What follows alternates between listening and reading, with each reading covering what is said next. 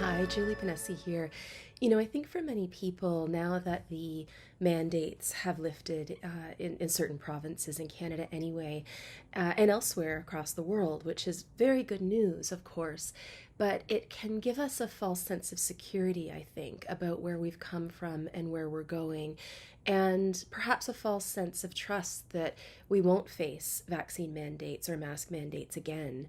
But it's important for us to keep these conversations going and to keep looking at the evidence and to remind ourselves that as Canadians, in fact, as human beings, we have the right, we have the responsibility to look at evidence for ourselves and not just blindly trust authorities, especially when what they're saying doesn't necessarily make a lot of sense. Over a month ago, Pfizer released what's called now the Pfizer Data. This was due to court order, and it contains a lot of information about the effects of the Pfizer vaccine when they started to be administered to the population just over a year ago now. It's called the pharmacovigilance data. It is, however, very intractable, very inaccessible for a non-specialist. And so one of the things I've been trying to do is speak with people who understand how to interpret this data, who are experts in the field of medicine and data analytics. And last week I had the chance to sit down with Eric Payne.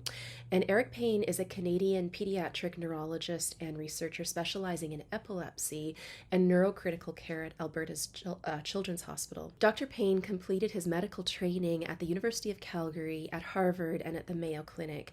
He's also a father of 3 young children, and I think that makes him particularly poised to understand and especially concerned about the coercion that's facing children and their families in Alberta and across Canada these days. And in our chat, we had the chance to chat a little bit about the difference between these mRNA COVID vaccines and traditional vaccines, which I think is something that a lot of us don't necessarily understand as clearly as we might or might want to.